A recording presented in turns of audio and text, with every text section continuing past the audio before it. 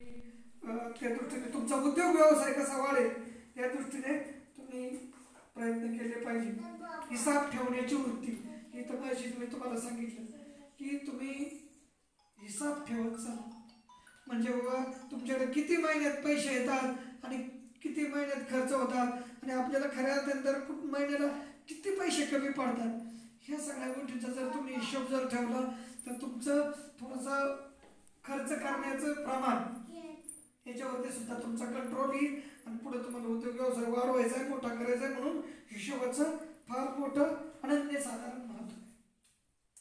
सर्वे करण्याची वृत्ती. आता तुम्हाला माझी मी सांगितलं की बाबा तुम्ही ब्लाऊज शिवणार. आता इथं 2-4 महिला ब्लाऊज शिवायला घेतील. ब्लाऊज शिवायला घेतल्यानंतर बाबा एवढ्याच लोकांना ब्लाऊज जर आपण जे लागणाऱ्या गोष्टी आहेत कपडे शिवून देणार तर एवढ्यामध्ये आपल्या गरजा पूर्ण होणार नाही.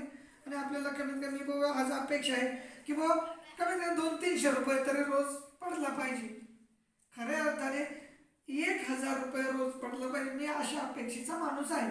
परंतु सुरुवातीच्या काळात 200 रुपये रोज किंवा 300 रुपये एकदम सुरुवात आहे तो पडलाच पाहिजे. आणि मग तो पडत नसेल तर मग इतर गावाच्या महिलांना जाऊन शेजारच्या भेटणं, वेळात वेळ काढून तिथं थोडंसं 4 लोकांचे मोबाईल नंबर घेऊन येणं, त्यांच्याशी संपर्क करणं, त्यांना सांगणे मी अशा प्रकारचं काम करून देते, तुमचं काम माझ्याकडे येऊ द्या.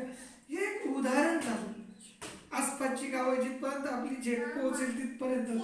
आणि तिथून पुढे एखादी असा वेगळा विचार करू शकते की माझ्याकडे चांगलं घर आहे, माझ्याकडे चांगली जागा आहे, मी ज्यांच्या समजा मशीनवरती टीव्ही ठेवलेले आहेत सध्या त्या अशा जुन्या पुराण्या मशीन 5-8-10 मिळवील आणि बाहेरून कपडे शिवण्याच्या ऑर्डर म्हणा, पिशव्या शिवण्याच्या ऑर्डर म्हणा किंवा कुठून मला काही मिळेल हे मी पाहिजे. जे उल्हासनगरमध्ये काम करतात ते मला इथं करून एखाद्या बाबा चांगल्या व्यापाऱ्याला भेटून मला माझ्या म्हणजे व्यवसायाचं मार्केटिंग कसं करता येईल हे मला कसं करता येईल ही जी सर्व पद्धतीने ही फार महत्त्वाची.